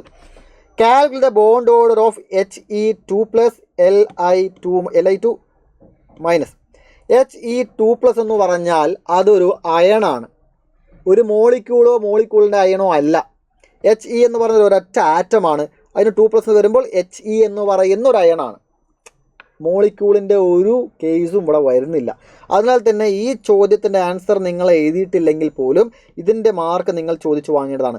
ബോണ്ട് ഓർഡറിന് 1 മാർക്കാണ്. He2+ എഴുതുന്ന 1 മാർക്കാണ്. Li2 മൈനസ് ഇതിൻ്റെ ഇലക്ട്രോണിക് കോൺഫിഗറേഷൻ എഴുതുന്നുണ്ട്. ബോണ്ട് ഓർഡർ കണ്ടുപിടിക്കുന്ന 1 മാർക്കാണ്. ഈ ചോദ്യം തെറ്റായത് കൊണ്ട് തന്നെ ഇവിടുത്തെ 1 മാർക്ക് നിങ്ങൾ ചോദിച്ചു വാങ്ങണം. കാരണം ക്വസ്റ്റ്യൻ പേപ്പറിൽ വരുത്തുന്ന തെറ്റുകളൊന്നും നമ്മൾ ചുമക്കേണ്ടതില്ല. നമുക്കതിൻ്റെ മാർക്ക് കിട്ടണം. റെഡി? ദെൻ അവരുടെ ഇതിപ്പോൾ ആക്ച്വലി ഇത് എങ്ങനെ വരിക എന്നറിയാവോ? He2+ എന്നല്ല, ശരിക്ക് He2+ എന്നാണ്. He2 ഹീലിയം 2+ എന്നാണ് എഴുതേണ്ടത്. ഓക്കെ, ബി ക്വസ്റ്റിലോട്ട് കിടക്കുന്നുണ്ട്. അങ്ങനെ He2+ ആണ്. He2+ ആണെങ്കിൽ എങ്ങനെയാണ് എഴുതുക നമുക്ക് നോക്കാം. He2+ എന്ന് പറഞ്ഞാൽ ഹീലിയം, ഹൈഡ്രജൻ ഹീലിയം. ഒരു ഹീലിയത്തിനകത്ത് 2 ഇലക്ട്രോണുകളാണ്. 2 ഹീലിയം ആകുമ്പോൾ അതിനകത്ത് 4 ഇലക്ട്രോണുകളാണ് ഉണ്ടായിരിക്കുക. 4 ഇലക്ട്രോൺ. അപ്പോൾ He2 എന്ന് പറഞ്ഞാൽ 4 ഇലക്ട്രോണുകളാണ്. പ്ലസും കൂടെ വരുമ്പോൾ എന്താ? 1 ഇലക്ട്രോണിനെ വിട്ടുകൊടുത്തു. അപ്പോൾ ടോട്ടലായിട്ട് 3 ഇലക്ട്രോണുകളാണ്. ഇപ്പോൾ ഇതിനകത്ത് എത്ര ഇലക്ട്രോണുകളാണ്? 3 ഇലക്ട്രോണുകളാണ്. ഓക്കെ, അങ്ങനെയാണെങ്കിൽ അതിൻ്റെ ഇലക്ട്രോണിക് കോൺഫിഗറേഷൻ എങ്ങനെ വരും? മോളിക്കുലാർ ഇലക്ട്രോണിക് കോൺഫിഗറേഷൻ ആണ്. അതായത് σ1 σ*1s, σ1s2 σ*1s1. ഇപ്പോൾ തന്നെ 3 ഇലക്ട്രോണുകളായി. അപ്പോൾ ബോണ്ട് ഓർഡർ എങ്ങനെയാണ്? ബോണ്ട് ഓർഡർ എന്ന് പറഞ്ഞാൽ Nb - Na/2 അല്ലേ?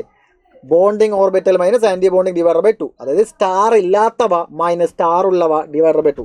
സ്റ്റാർ ഇല്ലാത്തത് 2 ആണ്, സ്റ്റാർ ഉള്ളത് 1 ആണ്. 2 - 1 ആണ്, /2 ഹാഫ് ആണ് ആൻസർ. ഇതിങ്ങനെയാണ് ചോദ്യമെങ്കിൽ ഇതിൻ്റെ ആൻസർ എത്രയാണ്? ഹാഫ് ആണ്. ഇനി അതിൽ തന്നെ Li2 അല്ലേ? Li2 ലിഥിയം 2 മൈനസ് എന്ന് പറഞ്ഞാൽ ഹൈഡ്രജൻ ഹീലിയം ലിഥിയം. ഒരു ലിഥിയത്തിനകത്ത് 3 ഇലക്ട്രോണുകളാണ്. 2 ലിഥിയം ആകുമ്പോൾ 6 ഇലക്ട്രോണുകളാവും. 1 മൈനസും കൂടെ വരുമ്പോൾ 1 മൈനസ് വരാൻ കാരണം 1 ഇലക്ട്രോണുകളെ വാങ്ങിച്ചിരിക്കുകയാണ്.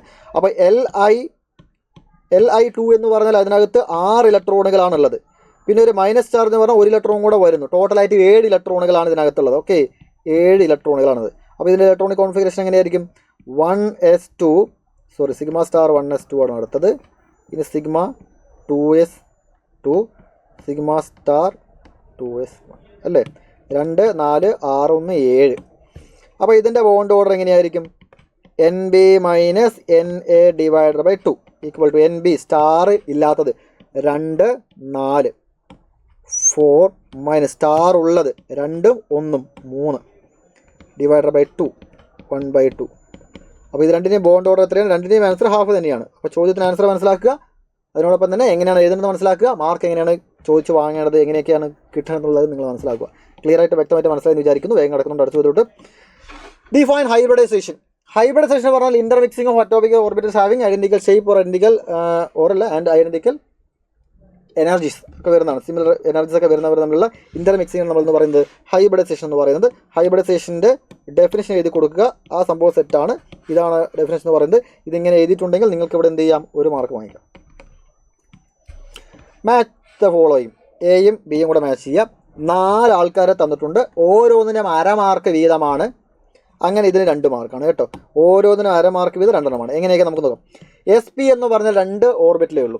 ഒരു എസും ഒരു പിയും കൂടെ ചേർന്നാൽ 2 അറ്റോമിക് ഓർബിറ്റ് ചേർന്നിട്ട് ഒരേപോലുള്ള 2 എണ്ണം ഉണ്ടാവും. അത് ലീനിയർ ആയിരിക്കും. അത് ലീനിയറാണ്. അപ്പോൾ ഇതാണ് ഒന്നാമത്തെ ആൻസർ എന്ന് പറയുന്നത്. ഇനി അടുത്ത് SP2. SP2 P 2 എണ്ണം ഉണ്ട്. അപ്പോൾ 3 എണ്ണം ഒരേപോലെ വരണം. ട്രയാങ്കുലർ പ്ലാനാറാണ്. ഫാനിൻ്റെ ലീഫ് പോലെ ഉണ്ടായിരിക്കും 2. മൂന്നാമത്തത് SP3. SP3 നമുക്കറിയാം ഫസ്റ്റ് ക്വസ്റ്റൻ ആൻസറാണ്. SP3 ടെട്രാഹൈഡ്രലാണ്. 4. ഇനി അടുത്തത് SP3D. SP3D എന്ന് പറഞ്ഞാൽ എസും 3 പിയും 1 ഡിയും 5 ഓർബിറ്റലുകൾ ചേർന്നിട്ട് ഒരേപോലുള്ള 5 എണ്ണം ഉണ്ടാകുന്നു. ആൻസർ നിങ്ങൾക്ക് അറിയില്ല എന്ന് വിചാരിക്കുക.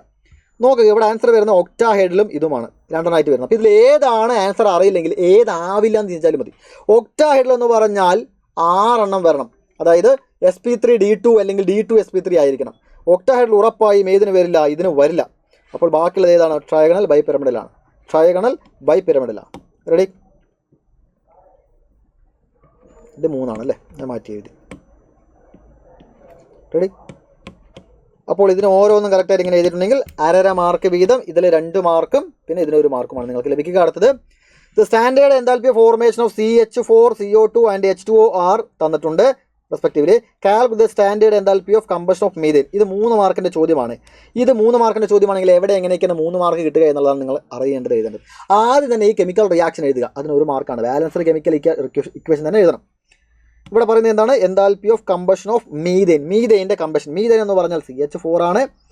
CH4ൻ്റെ കമ്പഷൻ പറഞ്ഞാൽ ഓക്സിജനുമായിട്ട് റിയാക്ട് ചെയ്യാം.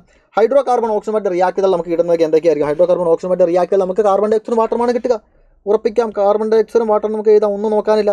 ഇനി അവരുടെ എണ്ണം മാത്രം കറക്റ്റ് ചെയ്താൽ മതി. ഇവിടെ 1 കാർബൺ ആണ്. ഓക്സിജൻ കൂടെ ചേർന്ന 1 കാർബൺ ഡൈ ഓക്സൈഡേ ഉണ്ടാവുള്ളൂ. കറക്റ്റാണ്. ഇനി അടുത്തത് ഇവിടെ 4 ഹൈഡ്രജൻ ഉണ്ട്. 1 വാട്ടറിന് 2 ഹൈഡ്രജൻ വേണം. അപ്പോൾ 4 ഹൈഡ്രജനുകൾ എത്ര വാട്ടർ മോളിക്യൂളിനെ ഉണ്ടാക്കും? 2 വാട്ടർ മോളിക്യൂളിനെ ഉണ്ടാക്കും. അപ്പോൾ ഹൈഡ്രജൻ്റെ കേസിലും ക്ലിയർ ആയി. ഇനി ഓക്സിജൻ നമുക്ക് നോക്കാം. ഇവിടെ 2 ഓക്സിജൻ, ഇവിടെ 2 ഓക്സിജൻ, മൊത്തത്തിൽ 4 ഓക്സിജനാണ് ഇവിടെ ഉള്ളത്. 4 ഓക്സിജൻ വരണമെന്നെങ്കിൽ ഇവിടെ 2O2 എന്നെടുക്കണം. 2O2 എന്നിടത്താൽ 4 ഓക്സിജനായി. അപ്പോൾ ഇവിടെ 4 ഓക്സിജൻ, ഇവിടെ 4 എല്ലാ സംഭവം. ഇങ്ങനെ ബാലൻസ്ഡ് കെമിക്കൽ ഇക്വേഷൻ എഴുതണം. ഇങ്ങനെ എഴുതിയിട്ടുണ്ടെങ്കിൽ നിങ്ങൾക്ക് 1 മാർക്കായി. ഇത് എഴുതിയാൽ നിങ്ങൾക്ക് 1 മാർക്കാണ്. റെഡി? ഇനി എൻതാൽപ്പി ഓഫ് റിയാക്ഷനാണ് നമ്മൾ എഴുതാൻ പോകുന്നത്. Enthalpy of reaction. ഇതിൻ്റെ എൻതാൽപ്പി ഓഫ് റിയാക്ഷൻ എന്ന് പറഞ്ഞാൽ പ്രൊഡക്റ്റുകളുടെ എൻതാൽപ്പി ഓഫ് ഫോർമേഷനുകൾ തമ്മിൽ ആഡ് ചെയ്യുക. റിയാക്ടൻസിൻ്റെ എൻതാൽപ്പി ഓഫ് ഫോർമേഷനുകൾ തമ്മിൽ ആഡ് ചെയ്യുക. അതിനെ മൈനസ് ചെയ്യുക. പ്രൊഡക്റ്റുകൾ ഏതൊക്കെയാണ്? Enthalpy of formation of CO2. എത്ര CO2? 1 CO2 അല്ലേ ഉള്ളൂ. Plus enthalpy of formation of H2O. എത്ര H2O ഉണ്ട്? 2 എണ്ണമല്ലേ. അപ്പോൾ 2 ഇൻറ്റു എന്തെഴുതണം? 2 ഇൻറ്റു എന്ന് എഴുതണം. 2 വാട്ടർ മോളിക്യൂളിൻ്റെ അല്ലേ. അപ്പോൾ enthalpy of formation of products നമ്മൾ എഴുതി. Minus enthalpy of formation of reactants CH4ഉം O2. Enthalpy of formation of CH4 എത്ര എണ്ണം? 1 ആണ്. Plus O2 enthalpy of formation of O2 എത്ര എണ്ണമുണ്ട്? 2 എണ്ണമുണ്ട്. അപ്പോൾ 2 ഇൻറ്റു. റെഡി? 2 O2 ആയതുകൊണ്ട് 2. തന്നെ ഇവിടെ വാല്യൂ എല്ലാം ക്വസ്റ്റിൽ തന്നിട്ടുണ്ട്. CO2ൻ്റെ എൻതാൽപ്പി ഓഫ് ഫോർമേഷൻ ക്വസ്റ്റിൽ തന്നിട്ടുണ്ട്. CO2ൻ്റെ എൻതാൽപ്പി ഓഫ് ഫോർമേഷൻ എത്രയാണ്? -393.5 -393.5 പ്ലസ് 2 ഇൻറ്റു വാട്ടറിൻ്റെ enthalpy of formation -286 minus enthalpy of formation of CH4 തന്നിട്ടുണ്ട് -74.85 പ്ലസ് ഓക്സിജൻ്റെ തന്നിട്ടില്ലല്ലോ. എലമെൻറ്റുകളുടെ എൻതാൽപ്പി ഓഫ് ഫോർമേഷൻ 0 ആണ്. അറ്റ്മോസ്ഫിയറിൽ അത് നിൽക്കുന്നത് അങ്ങനെയാണ്. അതുകൊണ്ടാണ് എൻതാൽപ്പി ഓഫ് ഫോർമേഷൻ 0 ആണ്. റെഡി? അപ്പോൾ ഇവർ ഇതെല്ലാം കൂടെ ചെയ്താൽ നിങ്ങൾക്ക് കിട്ടുന്ന ആൻസർ എന്ന് പറയുന്നത് -965.5 then minus into minus plus ആയി കേട്ടോ. അതാ ഇത് ഇവിടെ മൈനസ് ഇൻറ്റു മൈനസ് പ്ലസ് ആണ്. പ്ലസ് 74.85. ആൻസർ എന്ന് പറഞ്ഞാൽ -890.65 കിലോ ജൂൾ പെർ മോൾ. ഇതിൽ എവിടേക്കാണ് മാർക്ക് കിട്ടുക നോക്കാം. ഇതാ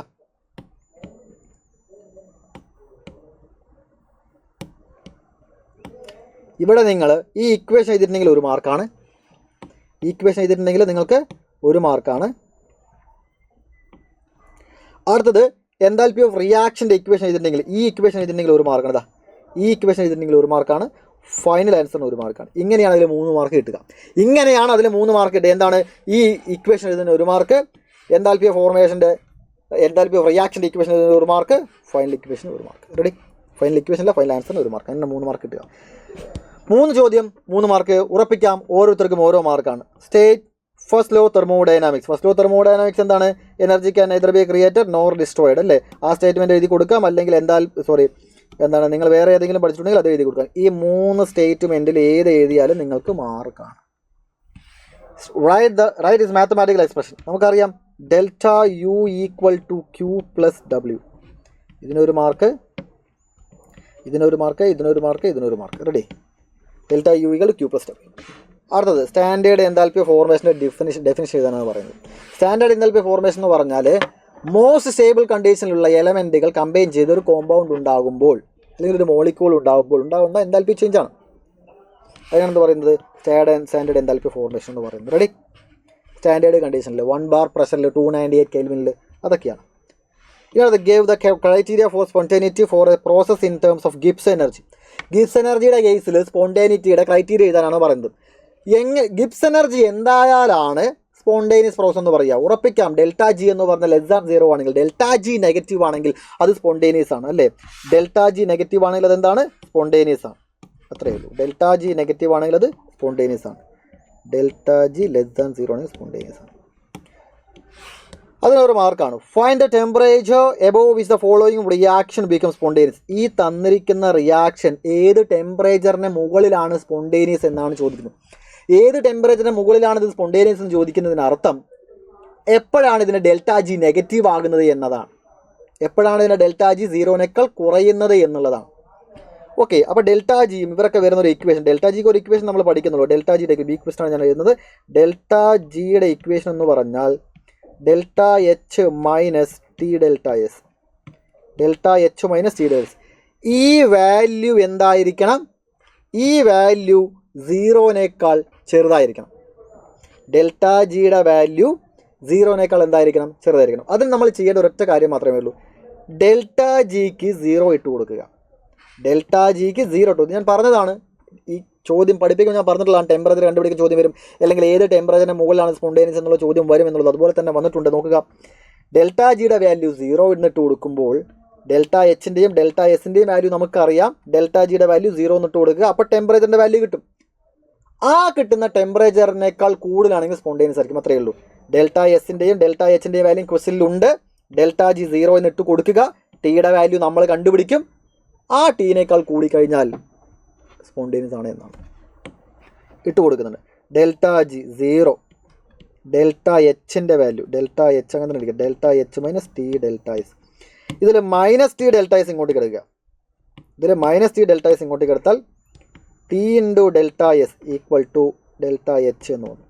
നമുക്കിതിൽ വേണ്ട ടെമ്പറേച്ചറാണ്. ടെമ്പറേച്ചർ എന്ന് പറഞ്ഞാൽ delta H by delta S. Ready? ഈ ടെമ്പറേച്ചറാണ് നമ്മൾ കണ്ടുപിടിക്കേണ്ടത്. ഈ ടെമ്പറേച്ചറിനേക്കാൾ കൂടുതലാണെങ്കിൽ എന്തായിരിക്കും? അത് സ്പോണ്ടേനിയസ് ആയിരിക്കും എന്നാണ്. അപ്പോൾ ടി ഈക്വൽ ടു എന്തെന്നാണ് സബ്സ്റ്റിറ്റ്യൂട്ട് ചെയ്യാം? ടി ഈക്വൽ ഡെൽറ്റ എസ് എന്ന് പറഞ്ഞാൽ ഡെൽറ്റ എച്ചും ഡെൽറ്റ എസ്. അതിലൊരു കാര്യം ശ്രദ്ധിക്കേണ്ടതുണ്ട്. ആൻസറിൽ നിങ്ങൾ എഴുതുമ്പോൾ ഡെൽറ്റ എച്ചിൻ്റെ വാല്യൂ ഡെൽറ്റ എസിൻ്റെ വാല്യൂ എഴുതണം കേട്ടോ. ഡെൽറ്റ എച്ചിൻ്റെ വാല്യൂ തന്നിട്ടുണ്ട്. എത്രയാണ്? 490 കിലോ ജൂൾ പെർ മോൾ. ഇത് ശ്രദ്ധിക്കേണ്ടതുണ്ട്. ഇവിടെ delta S is equal to 198 joule per kelvin per mole. ഇവിടെ വളരെ വളരെ ഇമ്പോർട്ടൻ്റ് ആയിട്ട് നിങ്ങൾ നോട്ട് ചെയ്യേണ്ട ഒരു കാര്യം എന്ന് പറയുന്നത് ഡെൽറ്റ എച്ച് തന്നിരിക്കുന്നത് കിലോ ജൂളിലാണ്, ഡെൽറ്റ എസ് തന്നിരിക്കുന്നത് ജൂളിലാണ്. യൂണിറ്റ് കൺവേർഷൻ, യൂണിറ്റ് ക്ലിയർ ആയിട്ട് മനസ്സിലാക്കണം. അത് കിലോ ജൂളിലും ജൂളിലും ആണെങ്കിൽ രണ്ടുപേരെയും ജൂളിലോട്ട് മാറ്റണം, അല്ലെങ്കിൽ രണ്ടുപേരെയും കിലോ ജൂളിലോട്ട് മാറ്റണം. ഇവിടെ തന്നിരിക്കുന്ന ജൂളിനെ ഡിവൈഡർ ബൈ 1000 ചെയ്താൽ കിലോ ജൂളായിട്ട് മാറും. അപ്പോൾ അതിനെ ഡിവൈഡർ ബൈ 1000 ചെയ്താൽ 0.18 198 kilo joule per kelvin per മോൾ എന്ന് എഴുതാം. റെഡി? അപ്പോൾ ഡെൽറ്റ എസിൻ്റെ വാല്യൂ ഏതാണ് ഇട്ട് കൊടുക്കേണ്ടത്? ഇതാണ് ഇട്ട് കൊടുക്കേണ്ടത്. 0.18, അതായത് 198 അല്ല ഇട്ട് കൊടുക്കേണ്ടത്, 0.198 ആണ് ഇട്ട് കൊടുക്കേണ്ടത്. അപ്പോൾ ഡെൽറ്റ എച്ചിൻ്റെ വാല്യൂ 490 ഡിവൈഡഡ് ബൈ ഡെൽറ്റ എസിൻ്റെ വാല്യൂ 198. അപ്പോൾ ടി ഈക്വൽ ടു നിങ്ങൾക്ക് കിട്ടുക 2474.74 കെൽവിൻ. ഈ ടെമ്പറേച്ചറിനേക്കാൾ കൂടുതലാണ് എന്ത് നടക്കുക? സ്പോണ്ടേനിയസ് ആയിരിക്കുക. Okay, temperature above 2474.74 kelvin, reaction becomes spontaneous. Okay, ഇതും കൂടെ എഴുതി കൊടുത്താൽ നിങ്ങൾക്ക് ഒരു മാർക്ക് പോലും എവിടെയും ഒരാളും പിടിക്കത്തില്ല. ഇതിനെങ്ങനെയാണ് മാർക്കിട്ട് കൊടുക്കുന്നുള്ള കാര്യം പറഞ്ഞുതരാം. ആദ്യത്തേതിന് എ ക്വസ്റ്റ്യൻ 1 മാർക്കായി, ബാക്കി ഇനി 2 മാർക്കുണ്ട്. എവിടെയാണെന്ന് അറിയാമോ? ഇതാ ഈ ഇക്വേഷൻ എഴുതുന്നതിന് 1 മാർക്കാണ്. ഈ ഇക്വേഷൻ ഡയറക്റ്റായിട്ട് എഴുതിയിട്ടുണ്ടെങ്കിലോ അല്ലെങ്കിൽ ഇവിടെ നിങ്ങൾ കൊണ്ടുവന്നാലോ എഴുതിയിട്ടുണ്ടെങ്കിൽ നിങ്ങൾക്കതിന് 1 മാർക്കാണ്. ഫൈനൽ ആൻസറിന് 1 മാർക്കാണ്. ഇങ്ങനെയാണ് 3 മാർക്ക് കിട്ടുന്നത്. റെഡി? അടുത്ത ചോദ്യം, define P H of a solution. P H കണ്ടുപിടിക്കുന്നതിന് 1 മാർക്കായി. പി എച്ച് കണ്ടുപിടിക്കുന്ന 1 മാർക്കാണ്. ഡിഫൈൻ പി എച്ച് എന്ന് പറഞ്ഞാൽ negative logarithm of concentration of H+ or H3O+, അത്രയേ ഉള്ളൂ. അത് എഴുതി കൊടുക്കുക. ഓക്കെ, പി എച്ചിൻ്റെ ഡെഫിനിഷൻ എഴുതി കൊടുക്കുന്നു. അതിന് നിങ്ങൾക്ക് എന്തായി? 1 മാർക്കായി. പി എച്ചിൻ്റെ ഇക്വേഷനും കൂടെ അവിടെ വേണം. P H is equal to negative log concentration of H+, അല്ലെങ്കിൽ P H is equal to negative log concentration of H3O+. Ready? 1 മാർക്കായി. ഇതിനകത്ത് calculate P H of 0.01 molar HCl. HClൻ്റെ കോൺസെൻട്രേഷനാണ് തന്നിരിക്കുന്നത്. പി എച്ച് കണ്ടുപിടിക്കണമെന്നുണ്ടെങ്കിൽ നമുക്ക് H+ൻ്റെ കോൺസെൻട്രേഷനാണ് വേണ്ടത്. അപ്പോൾ ഒരു HClൽ നിന്ന് എത്ര H+കൾ കിട്ടും നമുക്ക് നോക്കാം. ഒരു HCl എടുത്താൽ അതിനകത്ത് നിന്ന് ഒരു H+ഉം ഒരു Cl- ആണ് കിട്ടുക, അല്ലേ? ഇവിടെ 100 HCl ഉണ്ടെങ്കിൽ 100 H+, 100 Cl- കിട്ടും. 1000 HCl ആണെങ്കിൽ 1000 H+, 1000 Cl- കിട്ടും. അപ്പോൾ ഇവിടെ തന്നിരിക്കുന്ന HCl 0.01 ആണ് എങ്കിൽ 0.01 തന്നെയായിരിക്കും H+, 0.01 തന്നെയായിരിക്കും Cl- എണ്ണം, അല്ലേ? ഇവിടെ എത്ര HCl ഉണ്ടോ അത്രയും തന്നെ H+, അത്രയും തന്നെ Cl- അല്ലേ കിട്ടുന്നത്. ഒരു HCl നിന്ന് ഒരു H+, ഒരു Cl-. അപ്പോൾ ഇത്രയും HCl നിന്ന് അത്രയും H+, അത്രയും Cl- ആണ് കിട്ടുക. അപ്പോൾ ഇവിടെ നമുക്ക് മനസ്സിലായി ഇവിടെ തന്നിരിക്കുന്ന H+ൻ്റെ കോൺസെൻട്രേഷൻ എത്രയാണെന്ന്. പി എച്ച് വാല്യൂ കണ്ടുപിടിക്കുക കഴിഞ്ഞു. അപ്പോൾ ഇപ്പോൾ നമുക്ക് എന്തെന്ന് കിട്ടി? ഇവിടെ കോൺസെൻട്രേഷൻ ഓഫ് H+ എന്ന് പറഞ്ഞാൽ 0.01 ആണെന്ന് കിട്ടി. അപ്പോൾ പി എച്ച് കണ്ടുപിടിക്കാം. P H is equal to negative log concentration of H+ equal to negative log 0.01 എന്ന് പറഞ്ഞാൽ 0.01 -2 ആണ്. അപ്പം നെഗറ്റീവ് 2 ഈക്വൽ ടു 2. പി എച്ചിൻ്റെ വാല്യൂ എത്രയാണ്? 2 ആണ്. പി എച്ചിൻ്റെ വാല്യൂ 2. ഇവിടെ എങ്ങനെയൊക്കെ മാർക്ക് എന്ന് അറിയാമോ? ആദ്യം പറഞ്ഞാൽ അതിന് 1 മാർക്കാണ്. പിന്നെ ഈ ഇക്വേഷനിൽ നിന്ന് H+ൻ്റെ കോൺസെൻട്രേഷൻ കണ്ടുപിടിക്കുന്നതിന് 1 മാർക്കാണ്. ഫൈനൽ ആൻസറിന് 1 മാർക്കാണ്. H+ൻ്റെ കോൺസെൻട്രേഷൻ കണ്ടുപിടിക്കുന്നതിന് 1 മാർക്ക്. ഓക്കെ, ഇത്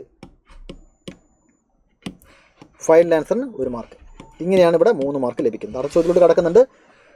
26ാമത്തെ ചോദ്യമാണ്. അടുത്ത 4 മാർക്കിൻ്റെ ചോദ്യമാണ്. 3 മാർക്കിൻ്റെ ചോദ്യത്തിൻ്റെ ഏറ്റവും അവസാനത്തെ ചോദ്യമാണ്. ഇത് എ ക്വസ്റ്റിനും ബി ക്വസ്റ്റിനും 1.5 മാർക്ക് വീതമാണ്. ഇത് 1.5 മാർക്ക്, ഇത് 1.5 മാർക്കാണ്. ഇതിങ്ങനെ നിങ്ങൾക്ക് തന്നിട്ടില്ലെങ്കിൽ നിങ്ങൾ ചോദിച്ച് വാങ്ങിക്കാൻ വേണ്ടിയാണ് ഞാൻ നിങ്ങളെ പറഞ്ഞു തരുന്നത്. ഇഫ് കെ ഇസ് ഇവിടെ തന്നിരിക്കുന്ന എയുടെയും ബിയുടെയും ഇക്വിലിബ്രിയം കോൺസ്റ്റന്റ് എക്സ്പ്രഷൻ ഇതാണ്. വലിയ സീനൊന്നുമില്ല. എ ക്വസ്റ്റൻ എന്ന് പറഞ്ഞാൽ കെ സി ഇക്വിലിബ്രിയം കോൺസ്റ്റന്റ് എന്ന് പറഞ്ഞാൽ പ്രൊഡക്റ്റുകളുടെ കോൺസെൻട്രേഷൻ ഡിവൈഡഡ് ബൈ റിയാക്ടൻസിന്റെ കോൺസെൻട്രേഷൻ. സാർ നമ്മളെ പഠിപ്പിച്ചത് concentration of C, concentration of D divided by concentration of A raise to A, concentration of B raise to B അല്ലേ sir? ഇവിടെ ശ്രദ്ധിക്കണേ, പ്രൊഡക്റ്റുകളുടെ കോൺസെൻട്രേഷൻ ഡിവൈഡഡ് ബൈ റിയാക്ടൻസിന്റെ കോൺസെൻട്രേഷൻ. ഇവിടെ സിയും ഡിയും എന്ന് പറഞ്ഞ പ്രൊഡക്റ്റുകളല്ല, റിയാക്ടൻസ് ആണ്.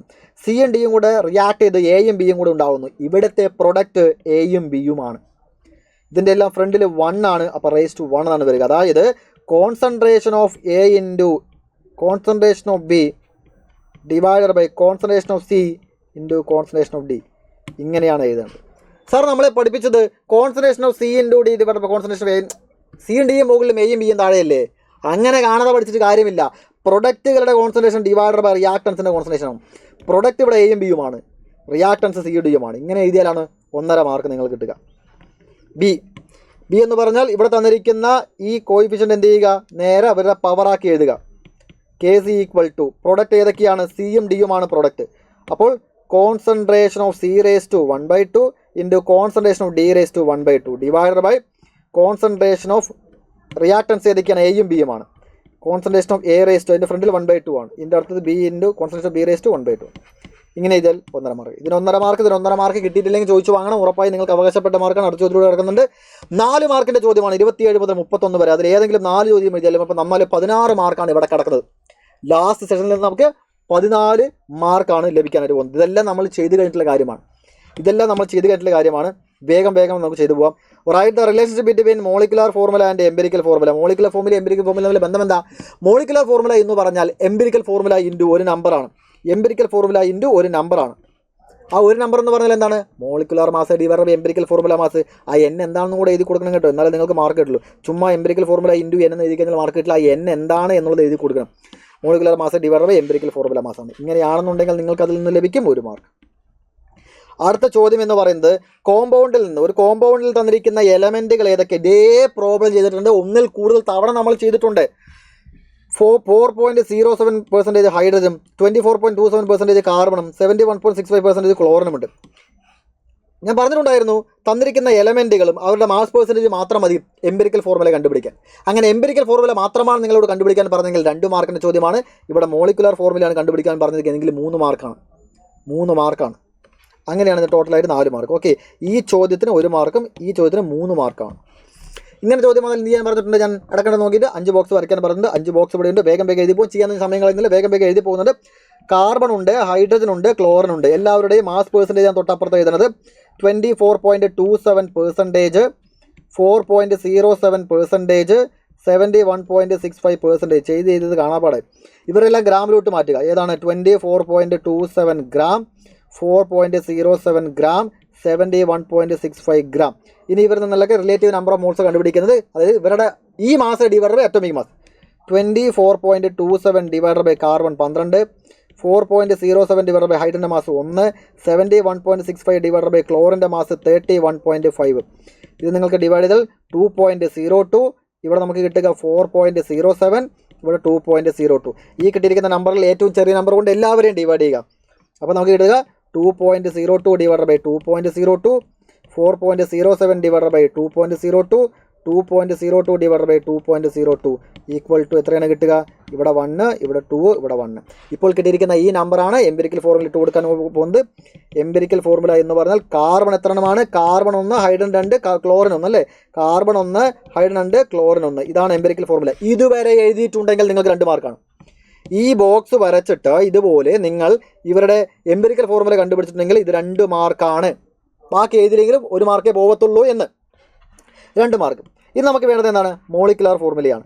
മോളിക്കുലർ MF എന്ന ഷോർട്ട് ഫോമാക്കി എഴുതുന്നുണ്ട്. നിങ്ങൾ ക്ലിയർ ആയിട്ട് എഴുതണം. Molecular formula equal to empirical formula into ഒരു നമ്പർ. ആ ഒരു നമ്പർ എന്താണ്? Molecular mass divide by empirical formula mass. അപ്പോൾ നമ്മൾ എന്ത് കണ്ടുപിടിക്കണം? എംപിരിക്കൽ ഫോർമുല മാസ് കണ്ടുപിടിക്കും. എംപിരിക്കൽ ഫോർമുല മാസ് എന്ന് പറഞ്ഞാൽ എംപിരിക്കൽ ഫോർമുലയിൽ നിന്ന് കിട്ടുന്നതാണ് എംപിരിക്കൽ ഫോർമുല മാസ്. ഒരു കാർബണിൻ്റെ മാസ് എത്രയാണ്? 12. ഒരു കാർബണിൻ്റെ മാസ് 12, 2 ഹൈഡ്രജൻ്റെ മാസ്, 1 ക്ലോറിൻ്റെ മാസ് നമ്മൾ ആഡ് ചെയ്യുന്നു. 2 ഹൈഡ്രജൻ 2, 1 ക്ലോറിൻ 35.5. 35.5 ഞാൻ 31 എത്തിക്കുന്നു. ഇവിടെ നിങ്ങളെല്ലാവരും അത് കണ്ടുപിടിച്ചിട്ടുണ്ടായിരിക്കും. എങ്കിലും ഇതായതുകൊണ്ട് 35.5 ഇതെല്ലാം കൂടെ ആഡ് ചെയ്ത് നമുക്ക് എത്രയാണ് കിട്ടുക? 49.5 എന്ന് കിട്ടും. റെഡി? ഇനി എന്നിൻ്റെ വാല്യൂ നമുക്ക് കണ്ടുപിടിക്കണം. എൻ എന്ന് പറഞ്ഞാൽ molecular mass divide by empirical formula mass. നമുക്കറിയാം മോളിക്കുലർ മാസ് എത്ര? 98.96 divide by empirical formula mass 49.5. ഇതാ 49.5 ഈക്വൽ എത്ര എന്ന് കിട്ടി? 2 എന്ന് കിട്ടി. ആ 2 കൊണ്ട് ഇവിടെ മൾട്ടിപ്ലൈ ചെയ്യുന്നു. ഓക്കെ, എംപിരിക്കൽ ഫോർമുല എന്ന് പറഞ്ഞാൽ carbon 1, hydrogen 2, chlorine 1 into 2 equal to carbon 2, chlorine 4, hydrogen 4, chlorine 2. ഇതുവരെ എഴുതിയിട്ടുണ്ടെങ്കിൽ മക്കളെ നിങ്ങൾക്ക് full മാർക്കായി. Ready?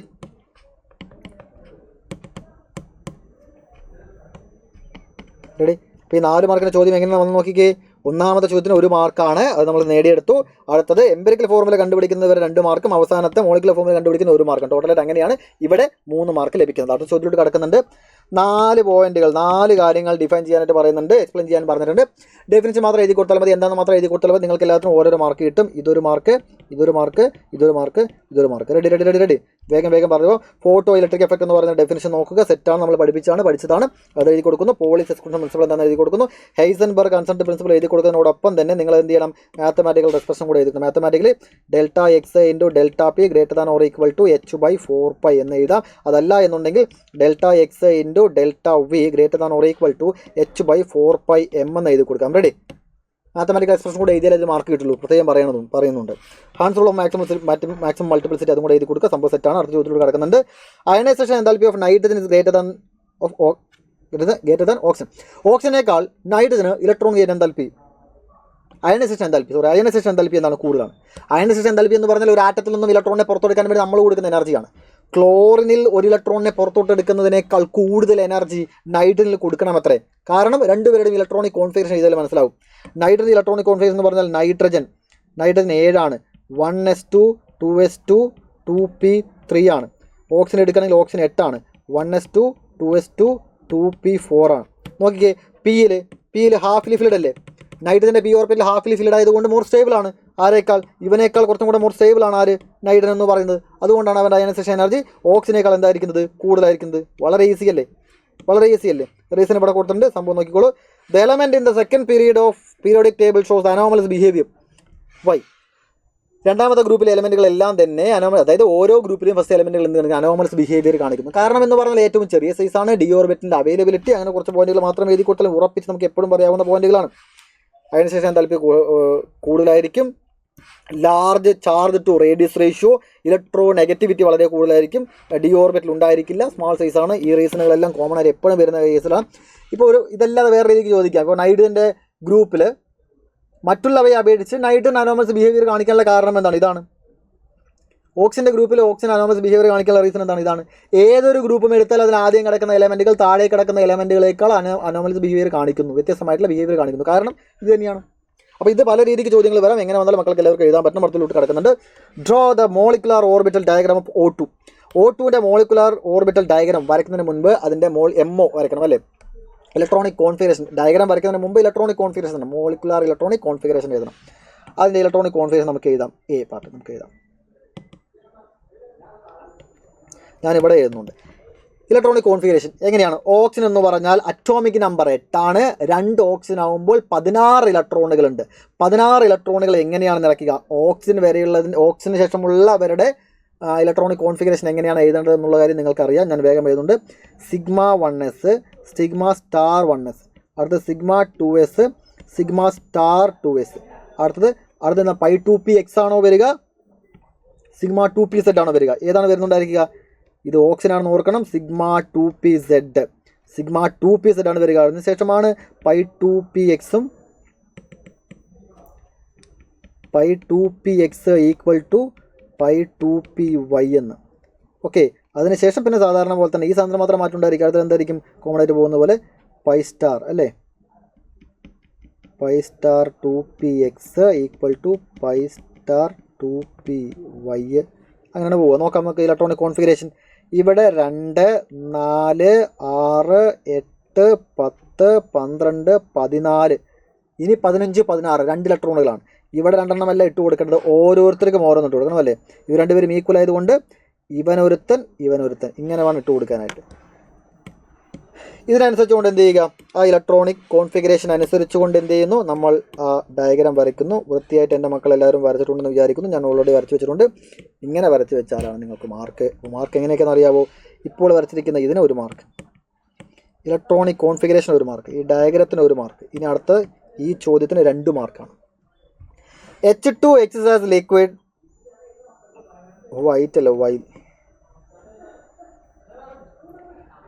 H2S is a gas. ഈ ചോദ്യം എക്സാം എഴുതാൻ പോകുന്ന രാവിലെ ഞാൻ നിങ്ങൾക്ക് പറഞ്ഞിട്ടില്ല. H2S ഗ്യാസ് ആണ്, പക്ഷേ H2 എന്ന് പറയുന്നത് ലിക്വിഡാണ്. കാരണം ഇന്റർമോളിക്കുലർ അട്രാക്ഷൻ ആണ്. അവർക്കിടയിലുള്ള ഇന്റർമോളിക്കുലർ അട്രാക്ഷൻ എന്ന് പറയുന്നത്, ഇന്റർമോളിക്കുലർ ഫോഴ്സ് എന്ന് പറയുന്നത് ഇന്റർമോളിക്കുലർ ഹൈഡ്രജൻ ബോണ്ടിങ് ആണ്. അവർക്കിടയിലുള്ളത് എന്താണ്? ഹൈഡ്രജൻ ബോണ്ടിങ് ആണ്. ഈ റീസൺ മനസ്സിലാക്കുന്നതിനും അത് കൃത്യമായി എഴുതി കൊടുക്കുന്നതിനുമാണ് 2 മാർക്ക്. അപ്പോൾ 4 മാർക്കിൻ്റെ ചോദ്യം ഇതാണ്. 1 2 4 ഇങ്ങനെയാണ് അതിൽ 4 മാർക്ക് കിട്ടുന്നത്. റീസൺ ഇവിടെയുണ്ട്. H2S ഇല്ലാത്തതും H2O ഉള്ളത് ഏതാണ്? അത് ഇന്റർമോളിക്കുലർ ഹൈഡ്രജൻ ബോണ്ടാണ്. അടുത്ത ചോദ്യം ഇതാണ്. അടുത്ത ചോദ്യം, അതായത് അവസാനത്തെ ചോദ്യം. Write the relationship between K P and K C. K പിയും കെ സിയും തമ്മിലുള്ള റിലേഷൻഷിപ്പ് എഴുതാനാണ് പറയുന്നത്. നമുക്ക് എഴുതാമല്ലോ. എ എന്ന് പറയുന്ന കെ പിയും കെ സി തമ്മിൽ റിലേഷൻഷിപ്പ് എന്താണ്? K P equal to K C into R T raise to delta N. Delta N, വേറെ ഡെൽറ്റ എൻ എന്ന് പറഞ്ഞാൽ എന്താണ്? Number of moles of gaseous product minus number of moles of gaseous reactants. ഇതുവരെ എഴുതിയത് നിങ്ങൾക്ക് മാർക്കാണ്. ഇതിന് ഒരു മാർക്കാണ് കേട്ടോ, ഇതിന് ഒരു മാർക്കാണ്. അടുത്തത് ലേ ഷാറ്റ്ലിയ പ്രിൻസിപ്പിൾ. ലേ ഷാറ്റ്ലിയ പ്രിൻസിപ്പിൾ അത് വൃത്തിയായി എഴുതുന്നതിന് 60 മാർക്കാണ്. ലേ ഷാറ്റ്ലിയ പ്രിൻസിപ്പിൾ നമുക്ക് എല്ലാവർക്കും എഴുതാം, അതിലൂടെ നമ്മൾ എന്ത് ചെയ്യുന്നില്ല, അധികം പറഞ്ഞ സമയം കളയുന്നില്ല. ദെൻ അടുത്തത്, predict the condition to be applied for the maximum production of ammonia from the following reaction. ഇതിൽ N2+3H2 2NH3 എന്ന് പറയുന്ന ഈ കെമിക്കൽ റിയാക്ഷനിൽ ഇവിടെ എന്തായാലും മറ്റു കാര്യങ്ങളൊക്കെ തന്നിട്ടുണ്ട്. ഇതെല്ലാം കൃത്യമായി മനസ്സിലാക്കിയിട്ട് കൂടുതൽ അമോണിയ ഉണ്ടാക്കാൻ വേണ്ടിയുള്ള കണ്ടീഷനുകളാണ് നമ്മൾ എഴുതേണ്ടത്. പ്രഷറിൽ നിന്ന് മാറ്റം വരണം, ടെമ്പറേച്ചറിൽ നിന്ന് മാറ്റം വരണം, കോൺസെൻട്രേഷനിൽ നിന്ന് മാറ്റം വരണം എന്നുള്ള കാര്യം മാത്രം എഴുതിയാൽ മതി. ലേ ഷാറ്റ്ലിയ പ്രിൻസിപ്പിൾ അനുസരിച്ച് എന്തൊക്കെയാണ് ചെയ്യണമെന്നുള്ള കാര്യം ഇവിടെ വളരെ വ്യക്തമായിട്ട് എഴുതി കൊടുത്തിട്ടുണ്ട്. ഇതെല്ലാം നിങ്ങൾ ഇങ്ങനെ എഴുതിയിട്ടുണ്ടെങ്കിൽ മക്കളെ നിങ്ങൾക്കിതിൽ ഫുൾ മാർക്കാണ്. ഇത് നിങ്ങൾ ചോദിച്ചു വാങ്ങേണ്ട ഒന്ന് തന്നെയാണ്. അപ്പോൾ ഇതിന് നിങ്ങൾക്ക് 2 മാർക്കാണ് കേട്ടോ, ഇവിടെ 2 മാർക്ക്. റെഡി?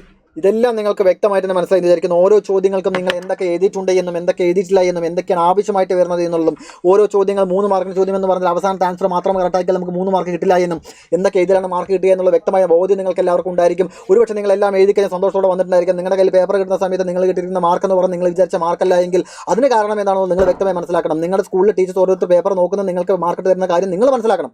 എങ്കിൽ മാത്രമേ നിങ്ങൾക്ക് അടുത്ത തവണ തിരുത്താൻ സാധിക്കുള്ളൂ. അതിനുവേണ്ടി നിങ്ങൾ ഒരു ആൻസർ കീഴുമായിട്ട് ഞങ്ങളുടെ മുന്നിലോട്ട് വന്നിരിക്കുന്ന മുഴുവൻ കാര്യങ്ങൾ വ്യക്തമായിട്ട് കൃത്യമായിട്ട് നിങ്ങൾക്ക് എല്ലാവർക്കും മനസ്സിലായി വിചാരിക്കുന്നു. ഇതുപോലെ ഏത് ചോദ്യം വന്നാലും മക്കൾക്ക് എല്ലാവർക്കും 1 മാർക്ക് പോലും ടീച്ചർ നഷ്ടപ്പെടുത്താത്ത വിധത്തിൽ ടീച്ചർ നമ്മുടെ പേപ്പർ തരണം. 1 മാർക്ക് എവിടെ നഷ്ടപ്പെടും, എവിടെ 1 മാർക്ക് പിടിക്കാം, എവിടെ 1/2 മാർക്ക് പിടിക്കാമെന്ന് തിരയണം. ആ തിരയുമ്പോൾ പോലും കാണാൻ പറ്റാത്ത വിധത്തിൽ അടിപൊളിയായിട്ട് പെർഫെക്റ്റ് ആയിട്ട് നമ്മുടെ മക്കളെല്ലാവരും ഫുൾ മാർക്കും നേടത്തക്ക രീതിയിൽ അടിപൊളിയായിട്ട് തന്നെ ഇനിയുള്ള എക്സാമുകൾ നേരിടണം എന്ന് പറഞ്ഞുകൊണ്ടാണ് ഇങ്ങനെ ഒരു ആൻസർ കീഴുമായിട്ട് ഞങ്ങളുടെ മുന്നിലോട്ട് വന്നിരിക്കുന്നത്. ഈ കാര്യം നിങ്ങൾക്ക് വളരെ ഇഷ്ടപ്പെട്ടുവെങ്കിൽ തീർച്ചയായും നിങ്ങൾ ക്ലാസ്സിനെ കുറിച്ച് കമന്റ് ബോക്സിൽ രേഖപ്പെടുത്തുക. മാക്സിമം ആളുകളുടെ ശരി. അപ്പോൾ വീണ്ടും അടുത്ത ക്ലാസ്സിൽ കാണാം. Thank you.